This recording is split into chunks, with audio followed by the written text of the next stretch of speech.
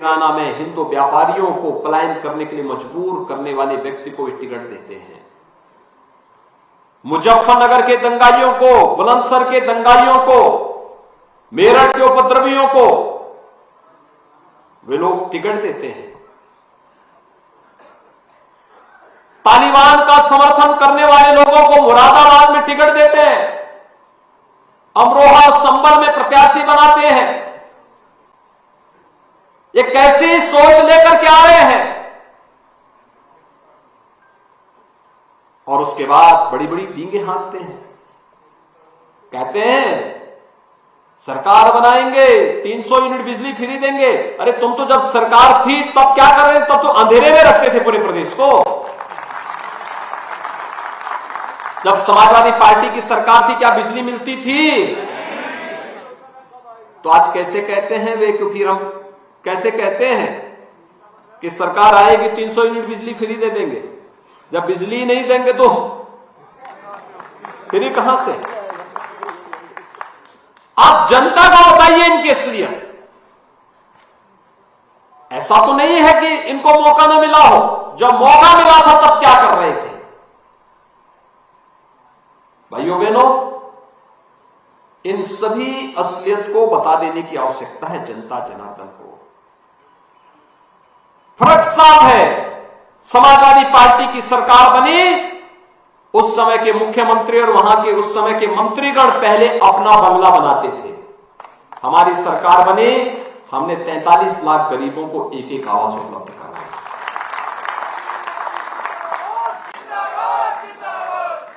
प्रधानमंत्री मोदी जी ने स्वच्छ भारत मिशन लागू किया, समाजवादी पार्टी की सरकार थी, उसने प्रदेश में लागू नहीं होने दिया। हमारी सरकार बनी, 2 करोड़ 61 लाख गरीबों के लिए एक एक शौचालय बनाने का काम किया गया। वे अंधेरे में रहने के व्यस्त थे, हमने 1,21,000 मजरों तक बिजली पहुंचा करके 1 करोड़ 43 लाख गरीबों को फ्री में बिजली भी उपलब्ध करवाई। 1 करोड़ 56 लाख गरीबों को फ्री में रसोई गैस के कनेक्शन भी दिए। 1 करोड़ वृद्धजनों को, विधवा महिलाओं को, दिव्यांगजनों को 1,000 रुपए हर महीने पेंशन की सुविधा भी उपलब्ध करवा रहे हैं, यानी 12,000 रुपए सालाना। 2 करोड़ 54 लाख लोगों को 6,000 रुपए सालाना प्रधानमंत्री किसान सम्मान निधि का लाभ भी दे रहे हैं। 15 करोड़ गरीबों को फ्री में राशन भी दे रहे हैं। हमने तो जो कहा सो करके दिखाया। हमने जितना कहा था उतना भारतीय जनता पार्टी ने किया। भारतीय जनता पार्टी की सरकार ने कहा, जो कहा सो करके दिखाया। भाइयों बहनों, कोरोना कालखंड में आपने देखा होगा सपा गायब थी, बसपा का कहीं अता पता नहीं था, कांग्रेस के भाई बहन भी नदारद थे। केंद्र सरकार देश की चिंता कर रही थी, प्रदेश सरकार प्रदेश की चिंता कर रही थी, और भारतीय जनता पार्टी का कार्यकर्ता सेवा ही संगठन है मंत्र मान करके एक एक व्यक्ति के जीवन और जीविका को बचाने के लिए जद्दोजहद कर रहा है। जब संकट का साथी भारतीय जनता पार्टी है तो वोट लेने का अधिकारी भी तो भारतीय जनता पार्टी ही होगी। और भाइयों बहनों, मैं आप सबको यही आश्वस्त करने के लिए आया हूं। देखिए, हमारी सरकार को मौका मिला, उत्तर प्रदेश का बुंदेलखंड क्षेत्र सबसे ज्यादा सूखाग्रस्त माना जाता था। वहां ट्रेन में पानी पहुंचाया जाता था, ट्रेन की बोगियों में पानी जाता था। हमारी सरकार आई, ट्रेन चलाने की नौबत नहीं आई।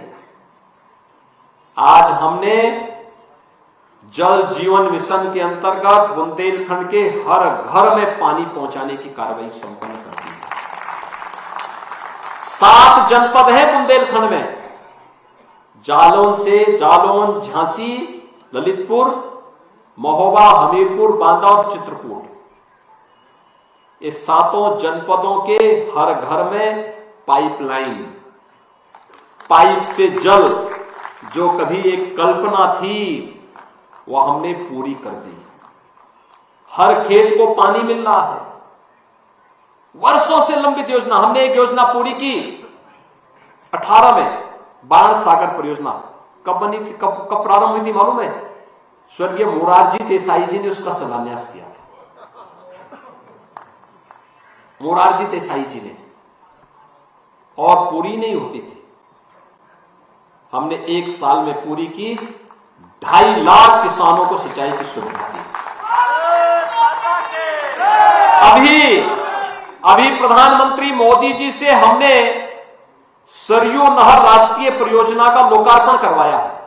यह परियोजना कब बनी थी मालूम है?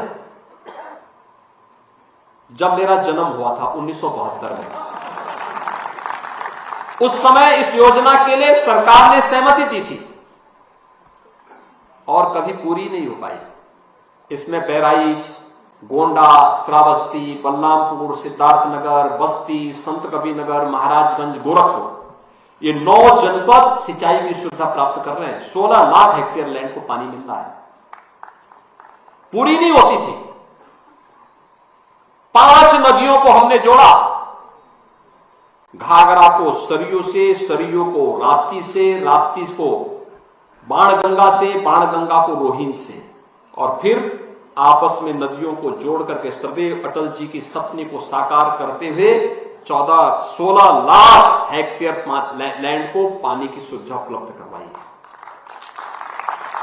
अब सोचिए क्या कर रहे थे लोग।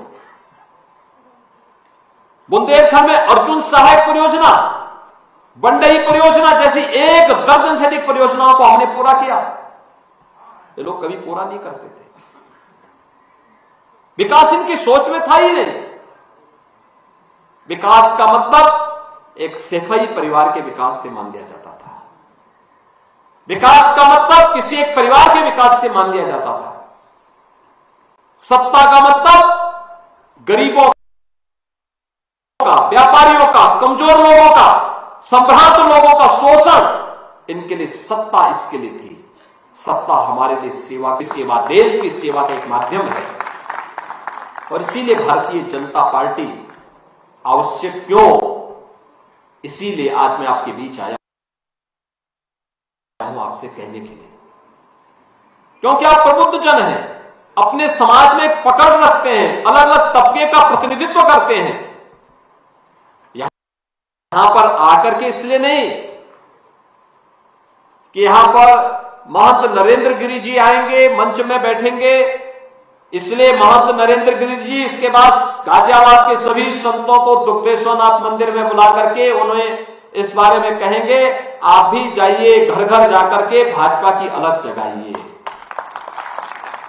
यहां पे इसलिए बुलाया गया है, अलग व्यापार मंडल के अध्यक्ष, व्यापार मंडल के सभी पदाधिकारियों के साथ बैठ करके हर व्यापारी से अनुरोध करेंगे कि बड़ी रैली नहीं हो सकती, कोरोना कालखंड में भीड़ भाड़ के साथ हम प्रचार के लिए नहीं निकल सकते।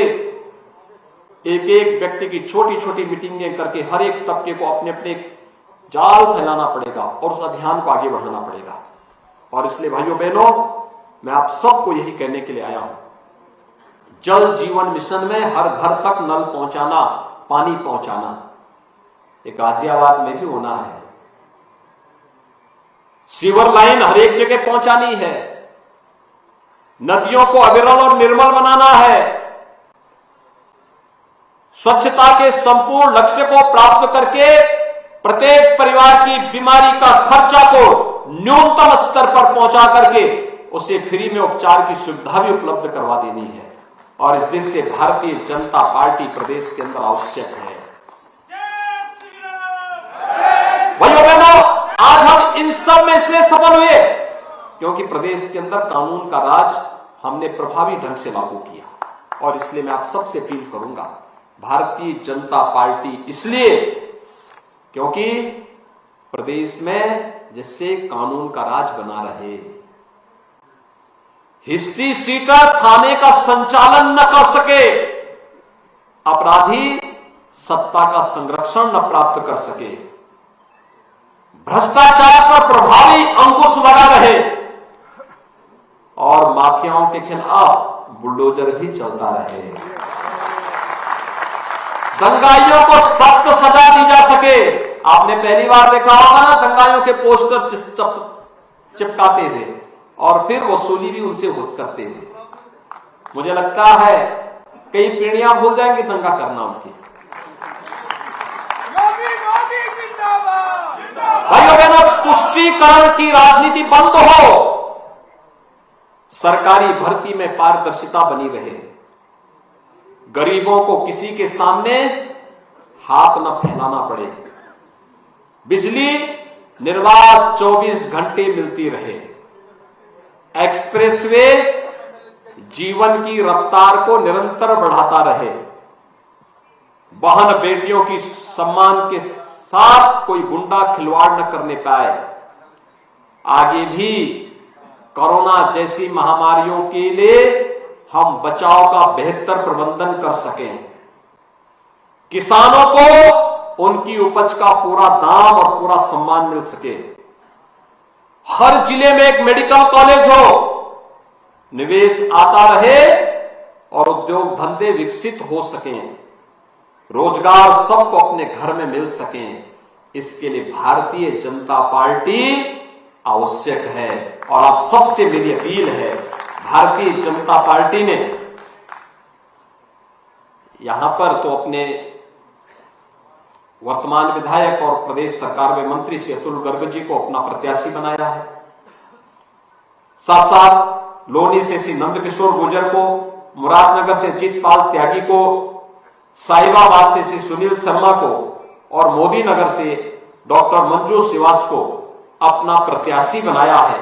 मेरी आप सबसे अपील है, भारतीय जनता पार्टी के इन सभी प्रत्याशियों को विजयी बनाने के लिए आप सभी अपने अपने स्तर पर डिजिटल माध्यम से भी, फिजिकली अपनी टीम और टोली बना करके घर घर जाकर के मोदी जी के संदेश को घर घर तक पहुंचाने का कार्य करेंगे।